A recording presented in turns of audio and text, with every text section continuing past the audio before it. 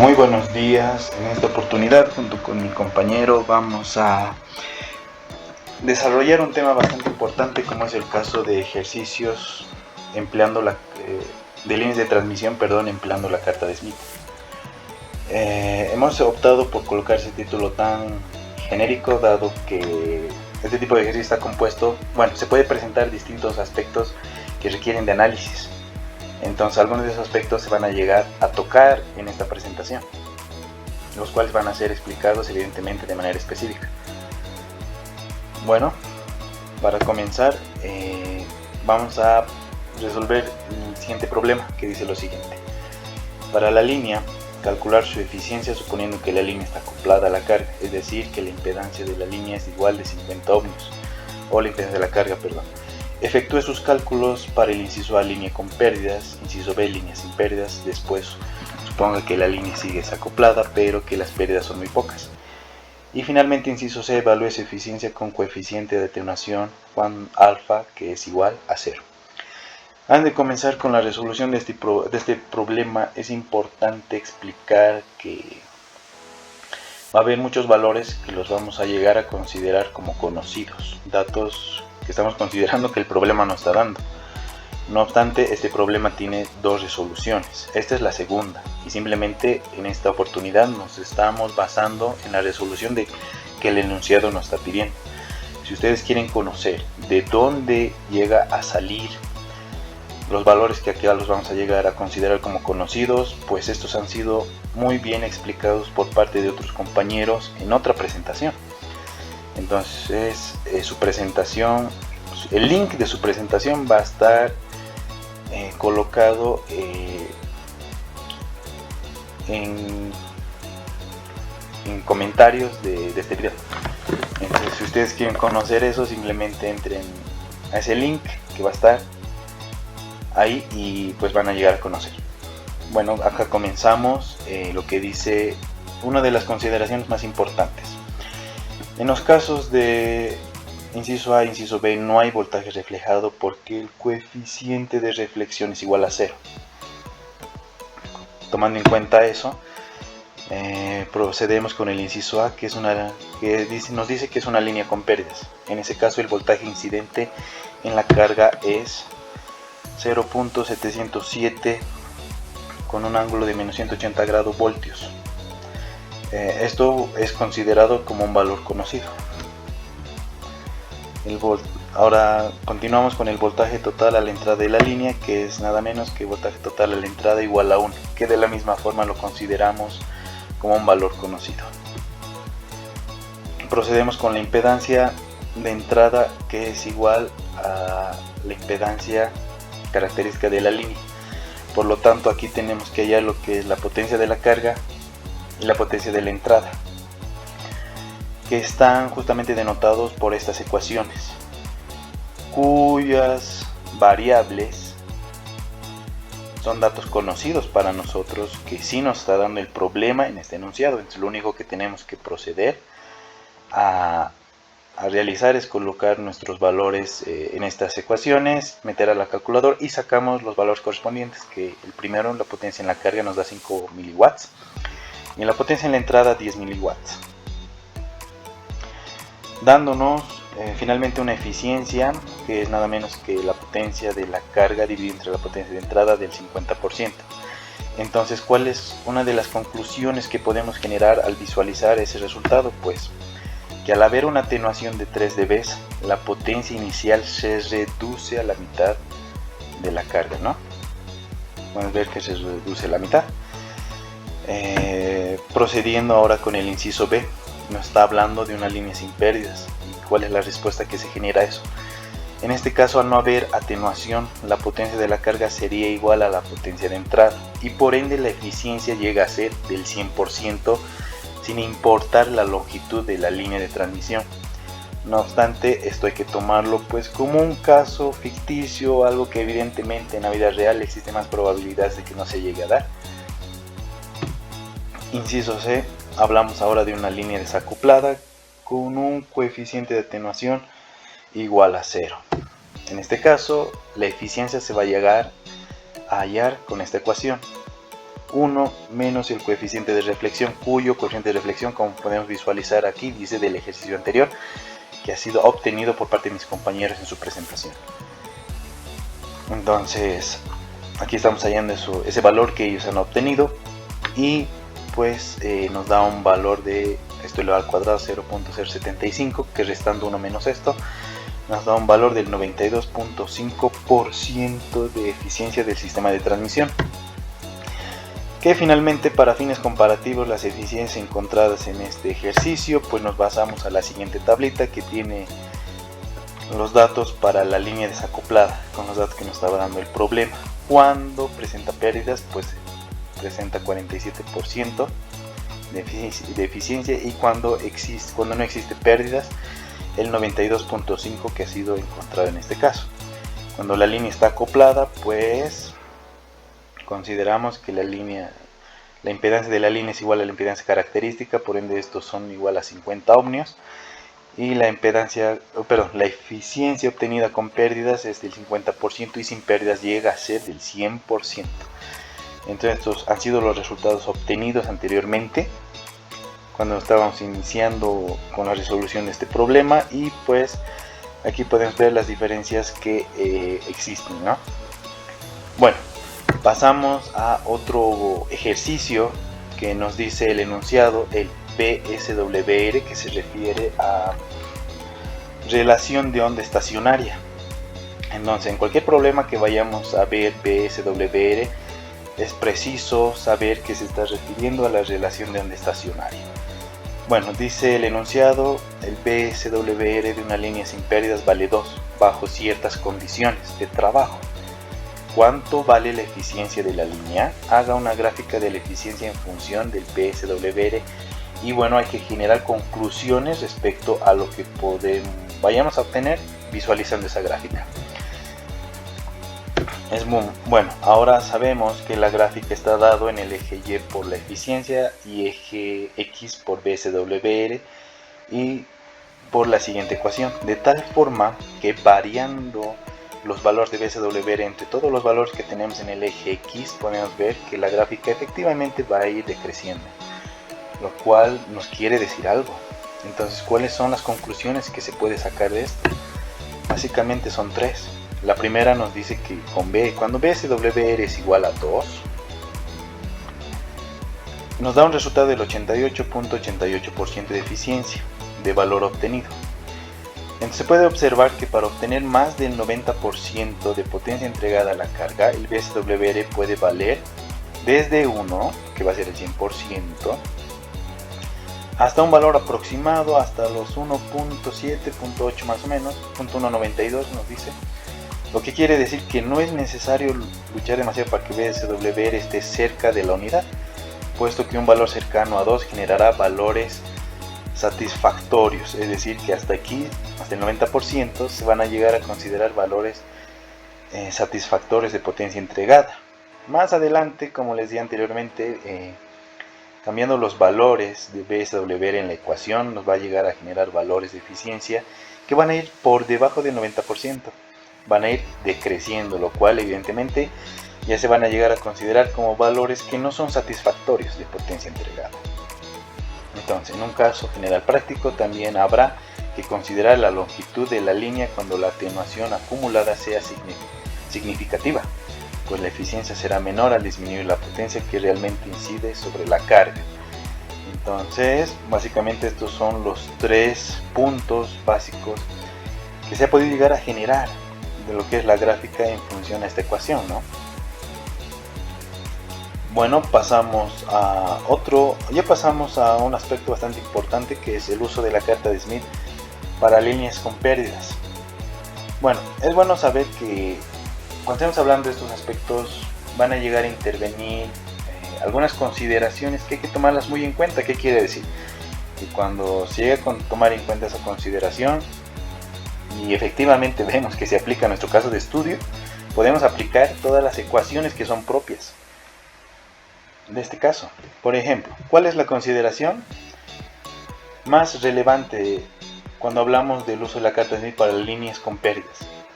Cuando las pérdidas por atenuación de una línea son consideradas, la magnitud del coeficiente de reflexión de voltajes no es constante a lo largo de la línea. Entonces es lo primero que tenemos que llegar a tomar en cuenta, ¿no? Entonces, ¿cuáles son las ecuaciones que vamos a llegar a emplear? Primero, la impedancia normalizada, que va a estar dado bajo esa ecuación, cuando estemos hablando con una línea sin pérdidas, pues empleamos básicamente esta ecuación. Ahora, ¿qué es lo que quiere decir cada uno de los elementos que conforman esta ecuación? Pues los vamos a explicar un poquito más adelante. Ahora, aplicando el efecto de atenuación, 2 alfa, que quiere decir 2 por el coeficiente de atenuación por z, donde z es una determinada distancia que se avanza a lo largo de la línea. Las ecuaciones anteriores se modifican y toman la siguiente forma. Como podemos visualizar, pues la impedancia normalizada va a estar dado bajo esa ecuación, que finalmente se representa con esta, ¿no? Por lo tanto, se van a llegar a considerar válidas las siguientes ecuaciones. Para la impedancia normalizada, que quiere decir que está hablando en sus componentes rectangulares, hablando de un componente real y uno imaginario, y de la misma forma para el coeficiente de reflexión, ¿no? Entonces son todas las ecuaciones que vamos a llegar a emplear en este tipo de problemas. Bien, ahora pasamos a la resolución de un problema en específico, empleando las ecuaciones que anteriormente hemos visto. ¿Qué es lo que nos dice el enunciado? La impedancia de entrada de una línea terminada en cortocircuito es de 30 más J 250 ohmios. Nótese que ya no es reactiva pura. La línea mide 5 metros y su impedancia característica es de 75 ohmios. Calcule utilizando la carta de Smith, inciso A, las constantes de atenuación y de fase A y B. Alfa y beta. Alfa coeficiente de atenuación y beta constante de fase. Y el inciso B nos dice la impedancia de entrada, que tendría la misma línea si estuviese terminada con una carga, donde la impedancia de la carga, en vez de valer 0, que inicialmente vale, va a llegar a valer 112.5 menos J 15 ohmios.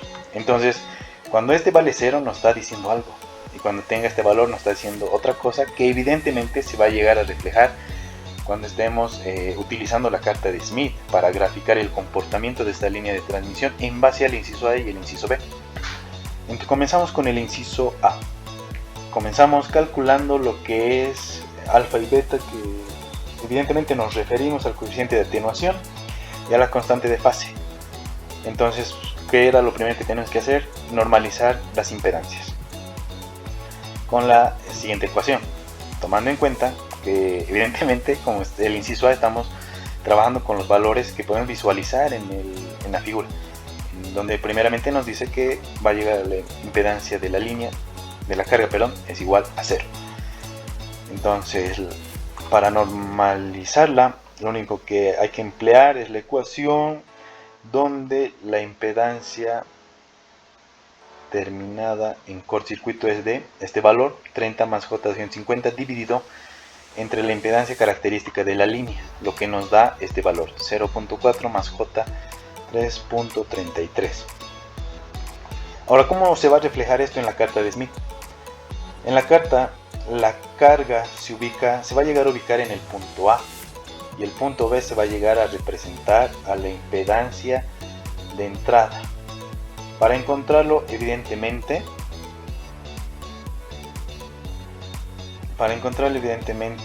se tendrá que girar la carta hacia el generador, un total de 0.204 lambda.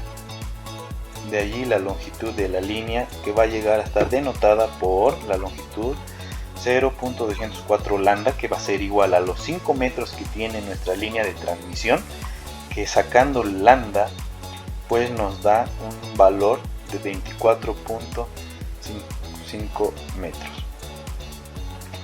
Ahora, hallando lo que es nuestro constante de fase, que está dado por esta ecuación, que es 2pi dividido entre lambda, pues evidentemente tenemos lo que son nuestros valores. Aquí sacamos su equivalente de 2pi, que es 0.081 pi. Sacando el resultado directamente, 2pi dividido entre 24.51 metros, va a llegar a dar 0.81 pi. ¿Qué cosa? Pi radianes sobre metro, ¿no? Entonces es muy importante de la misma forma poner las unidades. Bien, eso es lo que nos va a dar. Ahora, para encontrar el coeficiente de atenuación, el procedimiento que se tiene que seguir es el siguiente.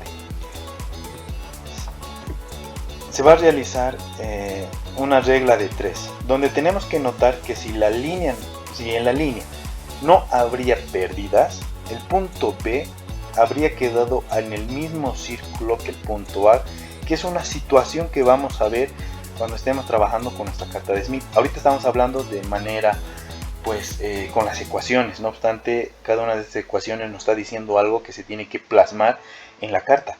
Entonces, si no habría pérdidas, el punto B que vamos a denotar más adelante estaría en el mismo círculo que el punto A.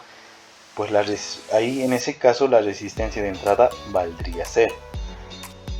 Entonces ese punto B que no presenta pérdidas, como en esta ecuación podemos ver, este sí presenta y este no, lo vamos a denotar con B y una comilla simple que se encuentra ahí arriba, en donde la magnitud del coeficiente de reflexión va a llegar a ser igual a la unidad. Entonces, ¿qué es lo que podemos conocer de esta ecuación? En la parte de la ecuación, pues este es evidentemente lo que se refiere a la magnitud del coeficiente de reflexión. E elevado a menos 2 alfa por L es el factor de atenuación exponencial, donde alfa es el coeficiente de atenuación, L la longitud de la trayectoria por la que viaja la señal. E denota que la señal se reduce exponencialmente a medida que aumenta la distancia, y el factor de 2 proviene de la ida y la vuelta de la señal, y OB y OB con su comilla simple van a llegar a representar las distancias o magnitudes relacionadas a posiciones, pues que vamos a llegar a ver en la carta de Smith, donde O evidentemente va a ser el origen y B va a ser nuestro punto B, donde se encuentra lo que explicábamos anteriormente, la impedancia de entrada. Entonces eso es lo que vamos a ver en esta carta. No obstante, en base a estas ecuaciones, el resultado que vamos a llegar a obtener es 0.93. Bueno, continuando, como nuestra longitud es de 5 metros de nuestra línea de transmisión, vamos a llegar a obtener alfa con la siguiente ecuación. Tenemos menos 2 alfa por la longitud igual al logaritmo natural de 0.93, que es lo que hemos hallado anteriormente, que es desde nuestro punto de origen a nuestro punto B, para recalcar, donde nuestro punto B era nuestra impedancia de entrada. Entonces esto alfa va a ser igual al logaritmo logaritmo natural de 0.93 dividido entre menos 10. ¿Y por qué menos 10? Porque nuestra longitud es igual a 5 multiplicado por 2 es menos 10, y aquí está multiplicando, entonces pasa a dividir. Finalmente nos genera este resultado, ¿no? 0.00726 Nepper sobre metro. Entonces, una vez que hemos hallado, el resultado final de nuestra carta de Smith va a llegar a ser, como podemos visualizar aquí, donde existe un punto A, donde existe un punto A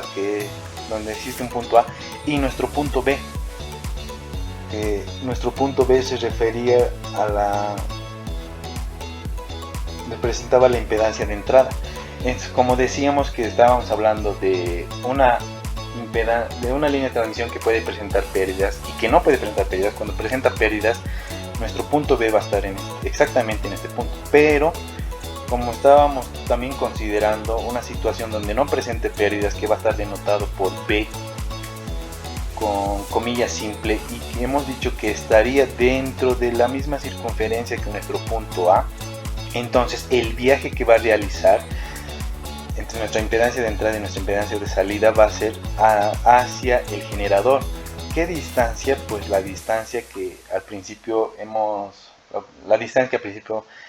ya sabíamos que nos daba el problema, que era 0.204 lambda, es decir, que desde el punto 0 viaja, y ahí está lo que es nuestra distancia y lo que son nuestras impedancias. Ahora es el punto 0 que me refería anteriormente, que es nuestro origen hacia nuestro punto B. ¿no? Hacia nuestra impedancia de entrada. Entonces, ahora, ¿de dónde hemos obtenido el punto E y el punto C? Bueno, ya hemos explicado específicamente esta parte. Ahora vamos a proceder con el punto E y el punto C, explicando de manera en base a las ecuaciones, porque evidentemente esta de la misma forma ahora tiene que viajar hacia lo que es hacia la carga, ¿no? Ya no hacia el generador, porque esto era la entrada. Ahora estamos hablando de la salida hacia la carga, hacia el generador y hacia la carga, ¿no? Entonces ahora nos enfocamos en nuestro punto E y en nuestro punto C mediante las ecuaciones. Para hallar lo que es la impedancia de entrada, nos enfocamos a las ecuaciones que anteriormente hemos explicado cuando estábamos hablando específicamente de este tipo de ejercicios. Aplicando esta ecuación podemos visualizar en esta parte que ya son datos que tenemos o datos conocidos, ¿no? Lo único que tenemos que proceder, como ya tenemos alfa y beta, es a poner esos valores en nuestra ecuación, y desarrollando matemáticamente todo esto, pues nos llega a generar el resultado de 31 más J 240 ohmios. Lo cual, comparando este resultado con la impedancia que al principio del problema, la impedancia en cortocircuito que nos daba anteriormente el problema al inicio en el enunciado, que era de 30 más J 250 ohmios, podemos llegar a notar que existe una diferencia, un pequeño margen de error debido a aproximaciones visuales que hemos podido notar anteriormente en el problema. ¿Y cuáles han sido sus consideraciones? Pues tomando en cuenta una línea con pérdidas o una línea sin pérdidas, y que estaban denotados por los B, si se acuerdan, ¿no? Entonces en ese caso se explica que exista esta diferencia. Entonces, para explicar mucho mejor esta ecuación, cuáles son las partes que las componen y dónde estamos poniendo los resultados que hemos encontrado, pues ZI es nuestra impedancia de entrada, evidentemente. ZO es la impedancia característica de la línea, nuestro coeficiente de reflexión, que justamente es E elevado a 2 es el exponencial complejo que incluye la constante de propagación, la constante de línea de transmisión y la longitud de la línea de transmisión. Entonces, como hemos visto, son datos que ya teníamos justamente en este caso, que todo esto es igual a esto. Entonces simplemente lo que correspondía era poner los valores, ¿no? Bien, como hemos explicado anteriormente, comparando los resultados que tenemos aquí con el que nos daba el problema, pues existe una variación, un margen de error que se puede, no obstante, sí se puede considerar que es un resultado aceptable y verificable, ¿no? Como hemos visto en la carta de Smith respecto en el punto 0 al punto B. Bien, ahora en el inciso B nos dice que el cortocircuito se va a sustituir. En vez de tener el valor que nos daba el problema, que era de 0, ahora nos está dando que tiene el valor de 112.5 con menos J 15 ohmios. Entonces hay que desarrollar con estos valores. Lo primero, la impedancia normalizada, que es el valor que nos han dado dividido entre la impedancia característica de la línea, que en este caso es 75 ohmios, generándonos el resultado de 1.5 menos J 0.2.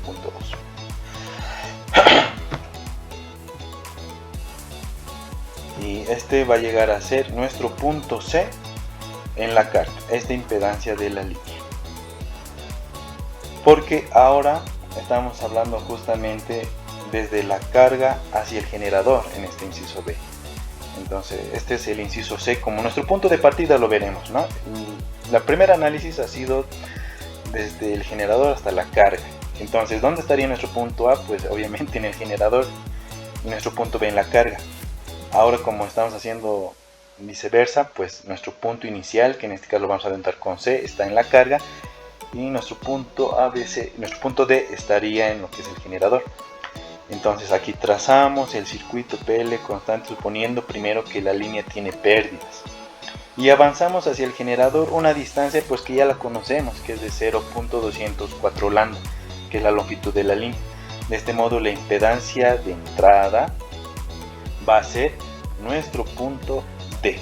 Entonces la línea de transmisión, como les estaba explicando anteriormente, va a estar denotada por la figura que podemos visualizar ahí.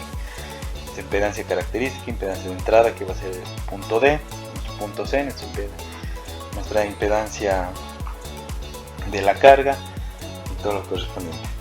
Ahora, si consideramos las pérdidas, ahora vamos a considerar lo que son las pérdidas, como podemos explicar acá. Consideramos las pérdidas de la línea, su efecto será reducir la magnitud del coeficiente de reflexión, por lo que la verdadera impedancia de entrada está en algún lugar sobre la recta OD, y que eso, pues obviamente hemos dicho que con O nos referimos a lo que es el origen. Ahora estamos dirigiéndonos hasta el punto D, que es nuestra impedancia de entrada. Antes nos referíamos desde el punto de origen hasta el punto B. Ahora es desde el punto O hasta el punto D. Digamos que el punto E. A ver. Perdón, nos hemos perdido. Explicamos nuevamente. Consideramos las pérdidas de la línea. Su efecto será reducir la magnitud del coeficiente de reflexión, por lo que la verdadera impedancia de entrada está en algún lugar del punto sobre la recta OD. Entonces, en esas circunstancias tenemos que considerar otro punto, como es el caso punto E, lo llegamos a denotar. Entonces este deberá cumplir con la regla de 3 que hemos explicado anteriormente para hallar lo que hemos hallado, el valor de OB sobre OB, donde B tenía la comilla simple, ¿no? Debe cumplir con la regla 3 tomando en cuenta que la magnitud del coeficiente de reflexión sería equivalente. Entonces sería equivalente a OD. Entonces la ecuación que les estaba explicando anteriormente es esta, ¿no? Ahora estamos considerando nuestro punto, porque es en algún punto de OD, entonces los llegamos a considerar como OE sobre OD, que nos llega a salir el mismo valor de 0.93. Entonces, como se explicaba en la carta de Smith que hemos visualizado anteriormente. Entonces sería todo por mi parte, y a continuación mi compañero va a explicarle mucho más ejemplos del uso de la carta de Smith. Muchas gracias. Bueno, continuando donde lo dejó mi compañero, vamos a continuar con el ejercicio 2 de 28, donde nos dice que una línea con pérdidas mide 2 lambda, su impedancia de entrada vale 40 más J 50 ohms y su impedancia característica es de 100 ohms. ¿Cuánto vale la impedancia de la carga? Considera que alfa es 0.001 y su frecuencia de trabajo es 300 MHz. Entonces, si la línea no tuviese pérdidas, ZL sería igual a ZI, que es el punto A en la carta.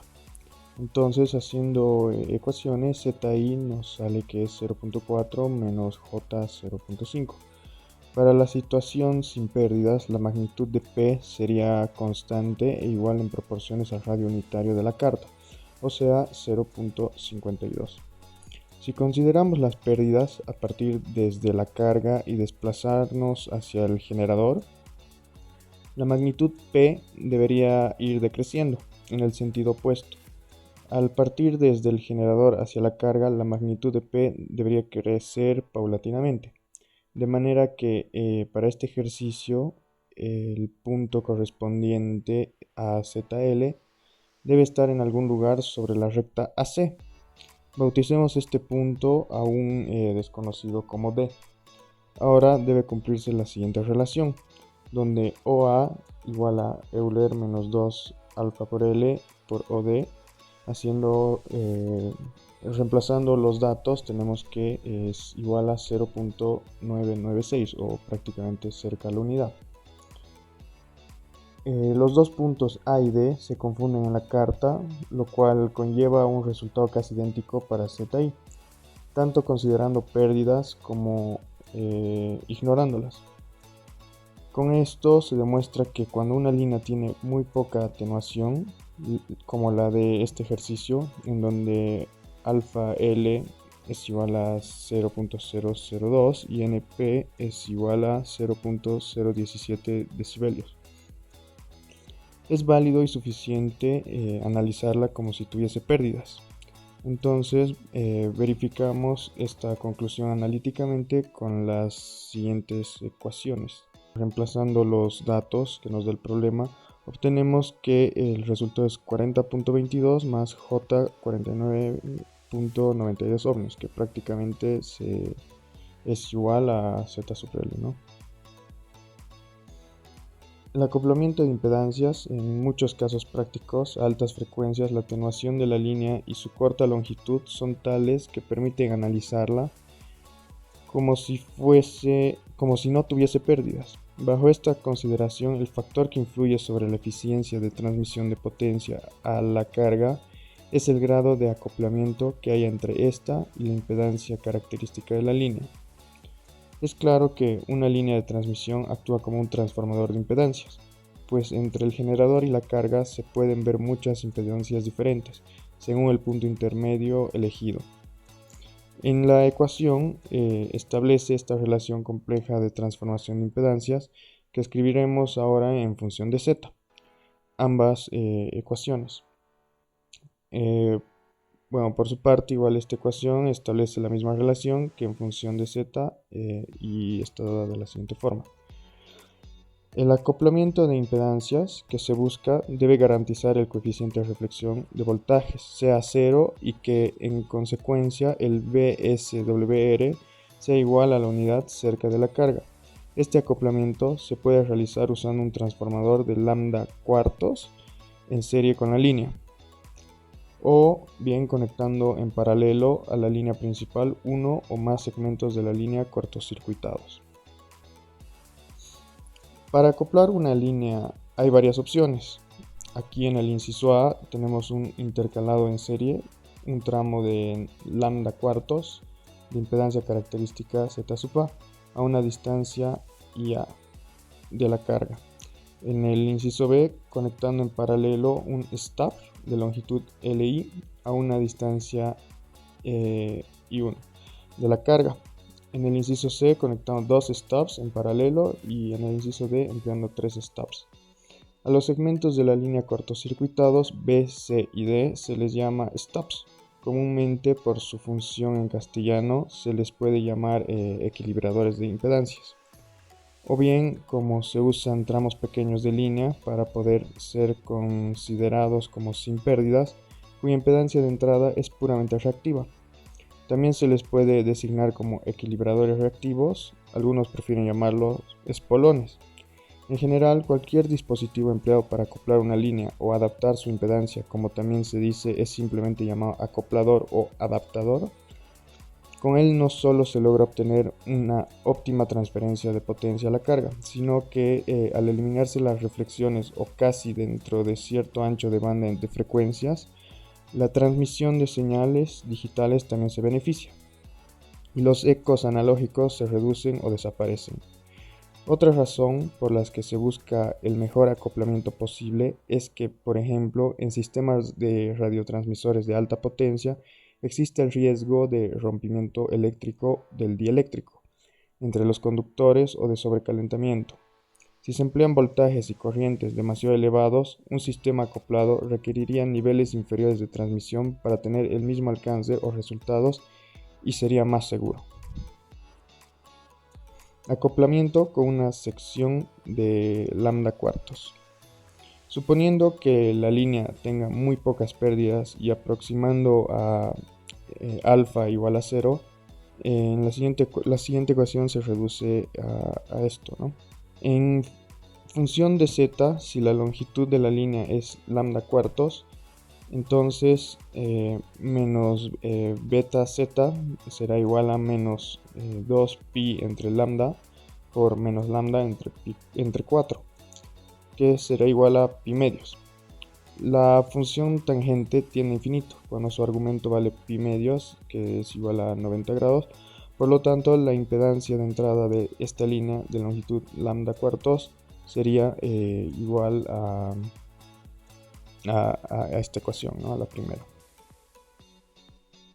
Como z sub 0 es real en la ecuación de abajo, se observa que una línea que mida lambda cuartos se comporta como un inversor de impedancias, pues a la entrada se ve el inverso de ZL multiplicando por un factor real, o bien en la carga se tiene el inverso de la impedancia de entrada ZI, también multiplicada por un factor real. Pero ahora, como se puede aprovechar una línea de lambda cuartos como adaptador o acoplador de impedancias, este método es sencillo y se puede emplear especialmente como cuando la carga es resistiva. Sin embargo, una vez instalado el adaptador, si la frecuencia cambia, su longitud ya no será exactamente lambda cuartos. Por lo tanto, el método es sensible a los cambios de frecuencia, teniendo como z sub i igual a z al cuadrado sub a entre z sub b. Aquí en la línea estará acoplada si el punto A se ve en una impedancia igual a z sub 0, en donde z sub a es la impedancia característica del cable adaptador y z sub b es la impedancia que este adaptador vería como su carga si z sub l es real. El acoplador se puede instalar inmediatamente antes de la carga, en cuyo caso z sub b sería igual a z sub l y la ecuación se convertiría en z sub i igual a z al cuadrado sub a entre z sub l. Como se desea que la línea vea z sub 0 en z sub i para que esté acoplada, entonces se concluye que esta ecuación se convertirá en z sub a igual a la raíz de z sub 0 por z sub l, la cual nos indica que el acoplador debe tener una impedancia característica y igual a la media geométrica de la impedancia característica de la línea principal y la impedancia de la carga si z sub l fuese compleja. En la ecuación no podría ser satisfecha directamente si fuese compleja. En general, como ya se vio con anterioridad, las impedancias características son reales a altas frecuencias. Por lo tanto, el acoplador tendría que colocarse en un lugar donde a su salida viese una impedancia real como carga. Esto se logra colocando el extremo final del acoplador a una distancia IA de la carga, obligando a que la ecuación dé un resultado real evaluando el punto B, es decir, que nos dé esta ecuación, ¿no? Dándonos que es real. Ahora bien, el tramo de lambda cuartos es un inversor de impedancias y de acuerdo con la ecuación, si se desea que z sub i sea igual a z sub 0, entonces debemos reemplazar, ¿no?, que z sub 0 va a ser igual a z sub b.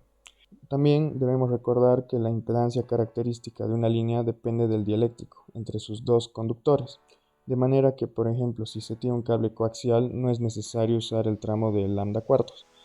Con diámetros interiores diferentes a los de la línea principal, la intersección de un dieléctrico distinto podría ser la solución, dependiendo de la situación en la realidad. Aquí en la figura se muestra esta opción que emplea tapones dieléctricos cilíndricos entre los dos conductores del cable. Para obtener un tramo de lambda cuartos con impedancias características z sub a se puede insertar un tapón o relleno dieléctrico cilíndrico en el interior del cable coaxial. Eso sería todo por mi parte, muchas gracias.